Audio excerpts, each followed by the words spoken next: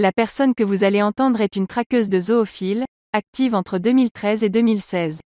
Nous n'avons que peu d'informations sur elle, c'est une dame d'environ 60 ans, secrétaire médicale à la retraite, dans le milieu associatif de la protection des animaux et éleveuse de chats. Elle habiterait dans un département limitrophe de la Nièvre, dans la région Bourgogne-Franche-Comté, probablement dans l'Yonne, la Côte-d'Or ou la Saône-et-Loire. Voici des extraits du speech qu'elle a fait lors de la conférence de l'association Animal Cross lors de la présentation de leur étude sur la zoophilie, en février 2020, ainsi que des extraits d'articles relatant sa traque. Bonjour tout le monde. Alors, tout d'abord, je tiens à vous remercier d'être présent et pour l'intérêt que vous allez porter à ces victimes oubliées depuis des années. Et je remercie également l'association Animal Cross, les intervenants qui sont là. N'ayant pas l'habitude de m'exprimer en public, vous m'en excuserez également si certains de mes propos sont crus et violents, parfois. Je voudrais indiquer que je ne suis pas là pour juger des pratiques sexuelles légales. Chacun fait ce qu'il veut de sa sexualité. On ne touche ni aux enfants, ni aux animaux, ni aux personnes fragiles. C'est ce que je pense. Alors, nous allons entrer dans le musée des horreurs, si je puis m'exprimer ainsi. Cette enquête, d'abord, elle a été très difficile à mener sur le plan psychologique, émotionnel. Mon esprit n'arrivait pas à concevoir ces actes étant hors de ma réalité. J'avais comme un blocage mental. Aussi, il fallait que je comprenne ce qu'il leur faisait et ce qu'il leur demandait de faire, d'exécuter.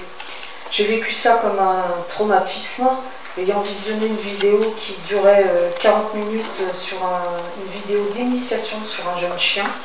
Mais je n'ai pas été jusqu'au bout et je n'ai pas tenu. Au fil du temps, j'ai fini par devenir comme un caméléon face à leurs écrits. Je me suis adaptée, j'ai appris à décrypter leur code, à prendre du recul avec des pauses pour rester opérationnel jusqu'au bout pour ces animaux oubliés de tous. Enfin, j'ai décidé de les harponner par le biais de leurs petites annonces.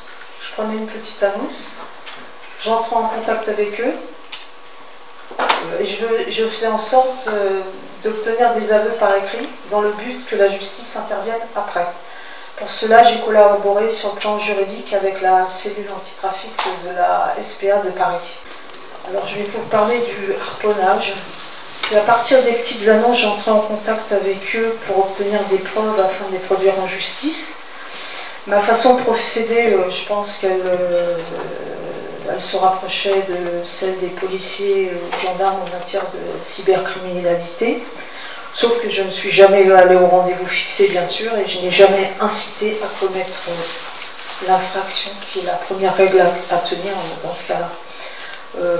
Voici quelques exemples de harponnage dont les identités et les lieux ne seront pas cités.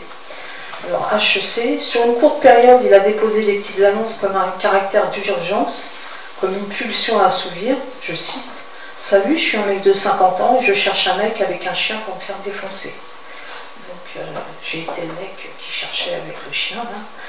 Il m'affirmera avoir déjà eu des rapports avec des chiens, pénétration, fellation. Donc, en 2015, une plainte a été déposée au TGI d'Agen et a fait l'objet d'une enquête par la gendarmerie avant d'être classée. Sans suite. L'élément moral relatif à l'infraction qui faisait défaut. Donc il faut que l'auteur ait conscience de transgresser un interdit, c'est-à-dire qu'il porte un jugement de valeur sur sa conduite et son comportement. Une demande de saisie des ordinateurs est effectuée, mais le procureur général a confirmé le classement. Sans suite. AL.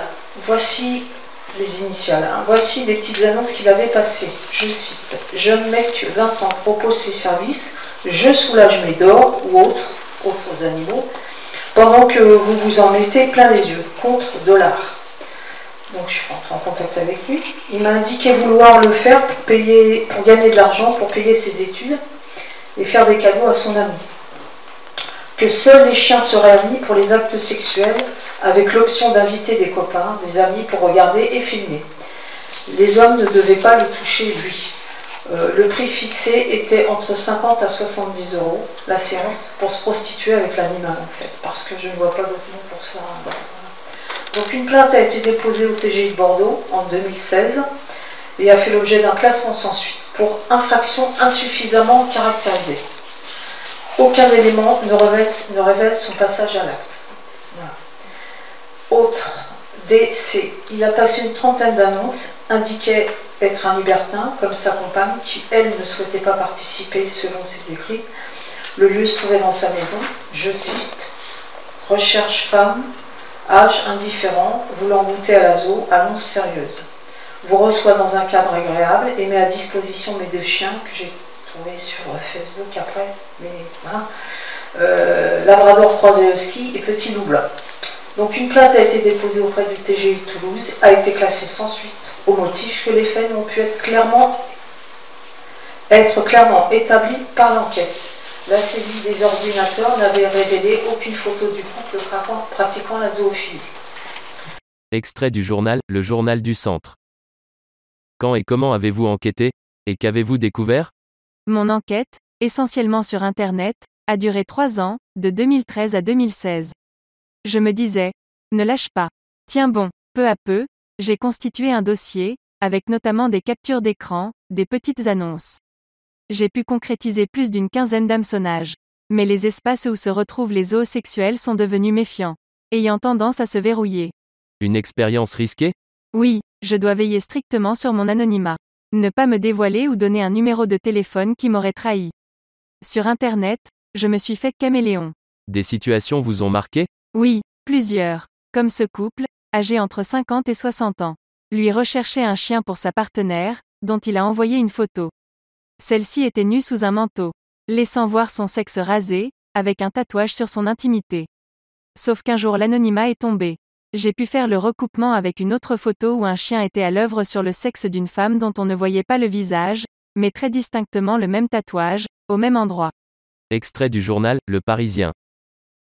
J'ai décidé de les harponner en passant des petites annonces sur les sites spécialisés, nous explique Aline. J'entrais en contact avec eux et je faisais en sorte d'obtenir des réponses ou des commentaires par écrit afin de réunir des preuves pour pouvoir les poursuivre en justice. La quinquagénaire entame son infiltration de la communauté, zoo, par le biais de Facebook. De fil en aiguille, elle identifie des sites de rencontres très particuliers. Un étrange musée dont Aline arpente tous les étages pendant 3 ans, jusqu'en 2016. À chaque fois qu'elle le peut, la militante pointilleuse garde une trace écrite de ces échanges ou des petites annonces qu'elle repère. Comme celle, sans équivoque, laissée par le propriétaire d'un chien mâle bouvier bernois, je possède un chien très câlin et très affectueux que j'aimerais voir saillir une femme. Les rencontres ont lieu généralement au domicile des organisateurs ou, de manière plus exceptionnelle, dans des lieux extérieurs, en pleine campagne ou à proximité d'une ferme. Mais Aline n'y participe jamais.